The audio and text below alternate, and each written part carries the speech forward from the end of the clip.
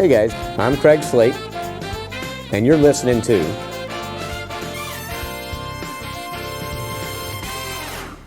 With us now is Mr. Steve Gill, president of Gill's Onions. Steve, thanks Yes. for being here. Been in the area for many years, correct? Yeah. Were you born here? I was born in Oxnard, California, Oxnard. where I live. But in 1950, my dad moved to King City, and that's where David and I and my sisters grew up. King City. King City, it's not far about from 60 miles from here, Yeah. south. Salinas Valley, small town, still a small town. Not much change. Grew up on a farm. Yeah, the population's slow growing. I understand. Well, that's one of the few places. Although California is the population, a lot of people going the other direction. Yeah, it's going down quite a bit. Yeah. All their projections for growth just went out the window. Yeah. You know, it's just headed the wrong direction. The politics here are kind of tough to deal with. Yeah, I was going to sometimes. say, everybody I know that lives out here, and obviously being in this business, I know several people that do. That's the toughest thing is right now, the politics. But I love it here. I mean, I've always, it's one of those deals where I love being in the area. You got golf courses, great golf courses, beautiful weather, produce.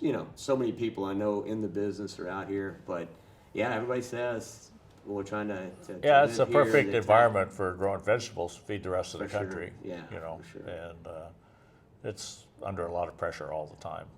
But now, he did say president, but I'm guessing with your last name also, founder would probably be appropriate, correct? Yeah, we started in 1983, Mm-hmm. and we're already in the farming business, my brother and I. Okay. So we're not only Gill's Onions, we're Real Farms and Gill Ranch, and Church Brothers were owners in that company also. So we're diversified in all the vegetables really grown in the Salinas Valley, in Oxnard, Imperial Valley, Yuma, Central Valley, where we grow most of our onions. So we cover, our growing base is very big. So it's over 20,000 acres of vegetables. Wow, So That's a bunch of veggies. it is. So Yeah, and what all the what are the veggies? What are your primary, like your top four? well, in the Salinas Valley, it's a lot of lettuce. Okay. Romaine head lettuce, spring mix. Those are the big items: broccoli, cauliflower, Okay. onions, and then we're a big grower of celery and cabbage in Oxnard area, and then onions in Bakersfield, Central Valley, onions in Salinas Valley, then down in Brawley. So we cover the state. It's a lot Yeah, it of sounds like it, yeah. We got a lot of great people, managers working for us that manage these operations. So you said 83, and then like I say, this is the first time I've had a chance to meet you in person. But I mean, obviously, you and the family comes. You've got a long history in this business and well known. You're well known. How did you get into the business? How did you start? 1983, but you're a grower. You're a farmer at that time. Well, and my then- brother and I, we both grew up on a farm. Okay. So we didn't know any better. Okay. So, It was farming or farming? Yeah. yeah, I mean, that's what it was. So we worked on the farm, and obviously we liked what we do, and we really admired our dad, who was a farmer. And And what was he growing? At that time? he was growing, he grew beans and sugar beets and onions and peppers. Okay. Yeah, he was a small farm, and that's what it was then. Guys like him were all small farmers. Right. Was he first generation farmer? Oh no, our great-grandfather, there's two of them. One came from Canada and one came from Germany. They both settled in Oxnard in the 1880s. That was okay. That's how they, got started. So, Wow. and then my grandfather was a farmer, and my dad, of course, and uncle, and we just ended up in it, Yeah. right? And liked it, and started small and just kept going. So. That's great. So what did you start? So in '83, so you're farming already. Is that just when you started Gill's Onions? Is that? Yeah, well, we were growing jalapeno peppers and cannery tomatoes for a salsa company in Los Angeles. And they were using dehydrated onions, and they wanted fresh onions. And Okay. so being young and trying to grow our businesses, we decided, well, let's give it a try. Right. And it was pretty tough in the beginning, but it's paid off. And Probably not a lot of technology back then as Yeah. far as equipment, right? Right. Yeah, we didn't know what we were doing. But Sometimes that's the best way. That's how this whole show. We didn't know what we're doing. Still don't know what we're That doing. sounds like your sales pitch. Yeah. Sometimes he Right. tells people that he doesn't need to be telling people we don't know what we're doing, like sponsors. yeah, but you figure it out. Just be honest. You just figure it out Yeah, after a exactly. while. Yeah. And we're still learning. Yeah, there was I mean, there's no end to this. Technology changes, and so we have a pretty good sized organization right now. Yeah, I was gonna say, yeah. He's been on a ton of TV shows. I've seen Dirty Jobs and Yeah, all that some stuff. of that stuff in the back. Was that pretty fun? Yeah, Mike Rowe, he was pretty good. Pretty something good guy. else. He didn't have a script or anything. He just showed up and flew by the seat of his pants. Wow. Sounds like you. Boy, I was gonna say I like him. You I like him even better now. Yeah. I liked him before, but that's even better. Yeah. He just let's go over here and look at this. What are you doing over here? That's my strategy in life. Actually. Yeah. Yeah. It's like make it up as I go along. Right. It should be good. But yeah, so Dirty Jobs, and well, how long did it take to film that? Processing onions is a dirty job? Well, we had a problem with that because we don't consider it a dirty job. We're taking onions and peeling them and making food, cold. Right. Yeah. So they'd asked several times to come, but we said nah. Then finally we said, okay, this is what we do. So I get it. So he was really good about it. Yeah. Yeah. How are things in California, particularly all across the country in the ag space, right? Even with technology, we still require a lot of people. How is that, or labor force wise, is that? Do you see that? I mean, it's got to be a challenge. I mean, Well, it is a challenge, and fortunately, we have enough labor. It's real tight at times, but the older generation's kids aren't working in the fields anymore. Right. They don't want to work that hard. So, but no, we have a pretty good supply of labor, but at the same time, we're looking at ways to be more efficient, with modernization of equipment, and so we're all constantly looking for ways to be more efficient. Yeah. And it just keeps, every year you find something else that's gonna help be more efficient. The machinery, a lot of our machinery comes out of Europe because, they've gone through this transition of tight labor, and so they've made their equipment more efficient and able to get it done. Yeah. Yeah. So labor does. So for you, and I know water, we got a lot of rain this year. I know it helped out. Whatever 6 or 8 year drought, all of a sudden it's over. And well, yeah, it's not really over, but we're in areas that the Imperial Valley's got Colorado River water. There's restrictions coming on those guys, but we got a higher value crop, so that we have a grower that grows for us there. And then you go to Bakersfield, we were on the west side of the San Joaquin Valley for a long time, and the grower there just flat ran out of, couldn't farm anymore, so we had to move our operations to Bakersfield. Wow. And we got adequate supply of water there. Gotcha. And it takes care of us there. And then Salinas Valley, we're pretty well set on water usage. I mean, everybody's always looking at us and how much can you pump. Oxnard area, we're restricted to 2.5 acre feet of water, I believe it is, and we grow celery and cabbage on that. So with drip irrigation technology, and it helps with that. So soil health, we do a lot of things to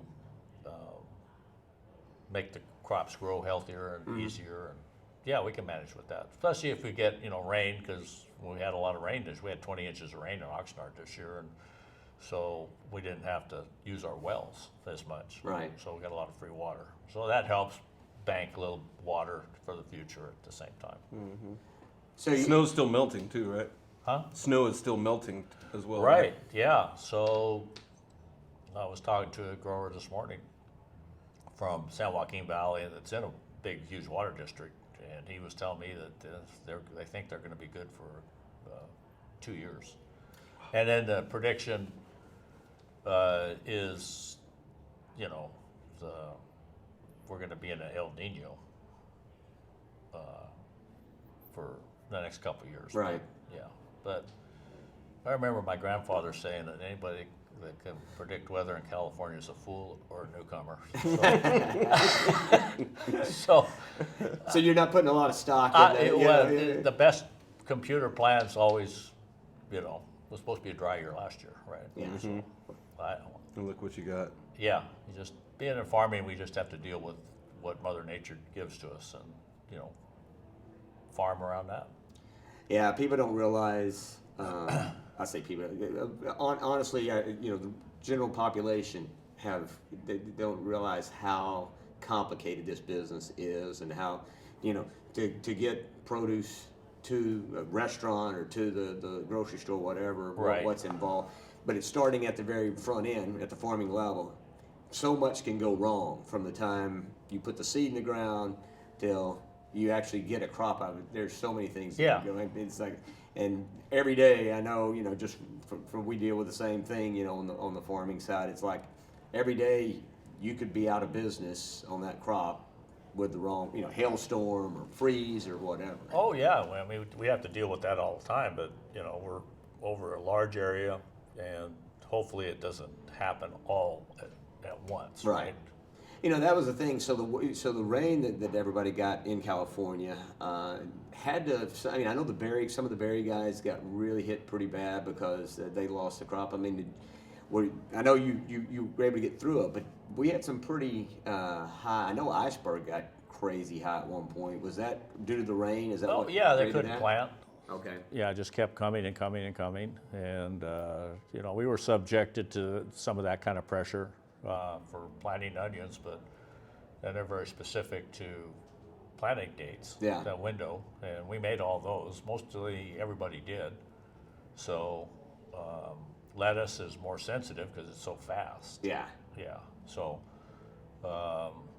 supply and demand, it's alive and well. So. Oh, it is. And it was a crazy year, really. In a lot of spaces for sure. So. Yeah. But I was leading into a question when I was asking about labor, about water. I mean, so what do you see as we look into the future? When you look at your business, what's the biggest challenge you think you're going to be facing as a business? The biggest challenge is, just dealing with the uncertainty of how the government's running the country. That's one big concern. Gotcha. Water's a big concern.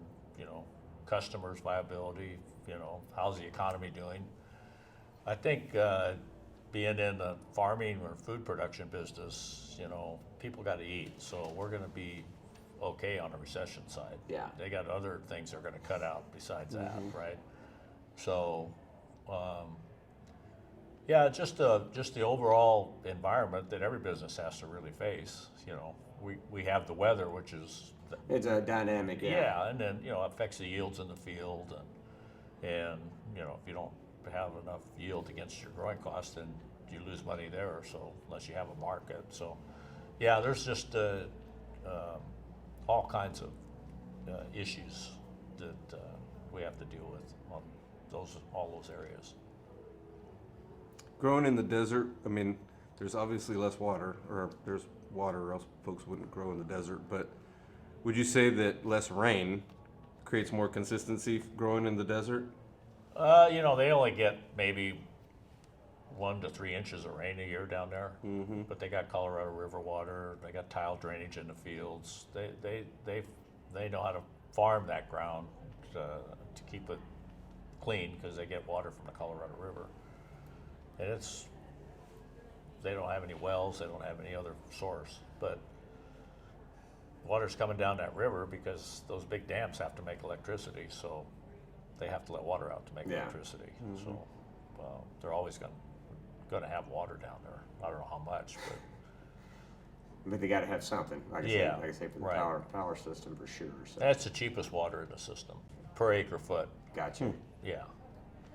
Well, and I mean, we and people around the country hear about the different challenges that farming's facing, and for me, inflation looks like right now has been the biggest headwind. But you mentioned one ranch that because of water eventually had to close that down. But Do you see much reduction in the amount of acreage that's being grown out here, or do you see it expanding?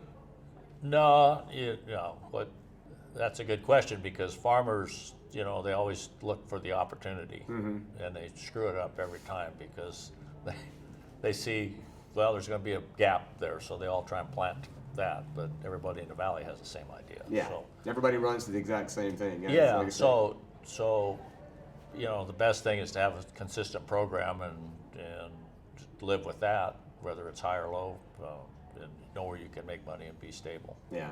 So there's a lot of changes all the time in what people want. Almonds, the nut people,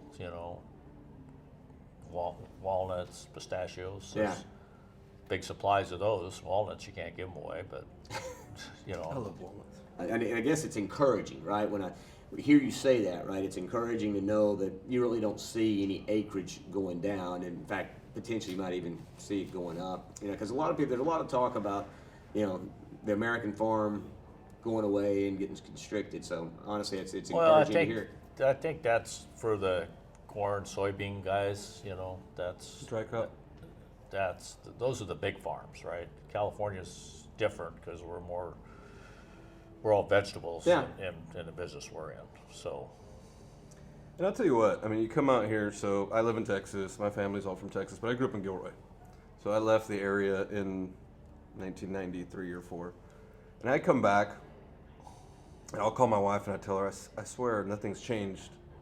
I come back, more often, but people think about, now it's expensive land, right? But there's still land out there. When I see where I live in South Texas, I could not go across town for a week and there's a building, stood up. Yeah. And here, from an infrastructure standpoint, good and bad, right? For those that live here and selfishly want to preserve the way it's been for years and years, you don't want a lot of growth, but it's not terribly convenient everywhere you go. There's big swaths of, distance between places where there's not a store, there's not a gas station. Now this is pretty, this isn't LA, right? This is, the salad bowl. So, I think people they talk about acreage. Mm-hmm. Of course, it's expensive acreage, right? I would have thought by now so much land that I saw as a kid would be homes now. Right. They're building them, but it's not as fast as in other parts of the country. Well, it's so expensive to build a house here. You try and buy a house here and, you buy a house in Texas for a third, right? Mm-hmm. That's why people are leaving. Yeah. But it's also 150 degrees. Yeah. And I wonder, and I'm curious, you speak about that, and everybody is making this move back to Texas. I was born and raised outside of Dallas. And the weather there is completely crazy all the time. It's never a good balance, right? It's in the fall. It's drastic. Yeah, you have fall storms that are massive. You have ice storms in the winter. You get to the spring, you got more massive storms, tornadoes and everything. And then you got the hot of the summertime and the humidity and everything. I just wonder for people that are leaving California, right, and going to places there in Texas. Or like Texas. They're going other places. But yeah, but the adjustment to that weather, I wonder, if the cheaper cost of living is going to be worth the enduring the weather there, because it's brutal. Yeah. Well, we're stuck here because we got the environment and the ground exactly to grow the crops that we grow. So we're not going anywhere. Yeah. Well, and honestly, like I say, I can't imagine. And I came here for the first time in 1999. I was with the United Leadership Group, and class. So through United, we had this leadership, and so I came out, and when I got off the plane and came to Monterey, I called my wife and said, "Look, if I could ever afford it, this is where we're gonna move to." I still don't live here, but it's really, if for people who've never been to the peninsula or Salinas Valley, just the whole part, it's gorgeous. It's like, so I find it hard to believe people leave. It's got to be really bad for as many people that are making the exodus. It's got to be bad. Yeah. Because, you see, I see U-Haul trailers leave an Oxnard every week, Yeah. and they're getting out of town. So you a Cowboy fan? They're in town there right Well, I now. know, that's what I'm saying. No, I'm not a real big sports fan. Not a sports guy at all? Yeah, well, I am. You know, I like the Texas Rangers after what the Dodgers did. Yeah. That's a good game to go to. They have a great stadium in I heard that Arlington. the stadium. It's, yeah. Dodgers? No, the Rangers. Rangers. Rangers. Yeah, Rangers Stadium's good. It's Astros great. games are good to go to as well, but yeah, they're both great. But I've got a quick question. 40 years. Did Yeah. you already have the party, or is the party No, gonna happen? we're just recognizing we've been in the business 40 years, and you know, we're not making a big. Maybe I shouldn't have said anything. No, we're proud of that. No, but I mean, now you're gonna get pressure. Hey, what about that party? Yeah. Well, it's easy to say. I'm not having one, but that's I was going to say. That's the end of that. So, but yeah, 40 years it's very impressive. This business is it's tough. And Yeah. you Congratulations. Guys, yeah, thank you. Yeah, it's a tough way, and like you say, I think people in farming, you know, it's in your blood. You know, it's either because it is such. It's a daily. Yeah, it's a grind. It's a daily grind. You get up every day never knowing what's going to happen. Just when you think it's going to go right, everything's going wrong. Yeah. But you know, we get through it all. Well- Everybody, and it's not for the faint-hearted, for sure. I mean, you got to be pretty resilient. You know, Pretty tough. fortitude. You know, just to hang with it. So, but no, really appreciate you know joining us today, coming in. Like I said, you've got a great story. You guys have built a fabulous business, and like that, 40 years of dirt, you know, kicking dirt and growing plants. I mean, that's very impressive. So. Yeah, I don't get to the fields as much as I'd like to because you know I got administrative stuff and got a great team working in the fields, and I don't want to interfere with their thought processes. So because they're all doing a great job. Yeah. So, and thank you for being a partner with us on the show. Ed. Thanks for the support. Yeah. Yeah. Yeah. Been good. Hopefully we can come out and see you one day. Yeah, maybe we'll make a show down. Driving in around Oxnard. with Let's the go down- windows down, I can just imagine. No AC. Hey, we could do like one of those car interviews. We could just get like a pickup truck. We get a Yeah. pickup truck and ride the fields and do one of those. Take you to the plant, make you cry. There you go. Maybe we can eat some onions. Yeah, the onion's the most powerful vegetable in the world because it makes you cry. I like that. That's a good slogan. Yeah, it is. So, Well, our motto is if you're still peeling your own onions, it's a crying shame. I like Hey. that. That's cool. Yeah. Yeah.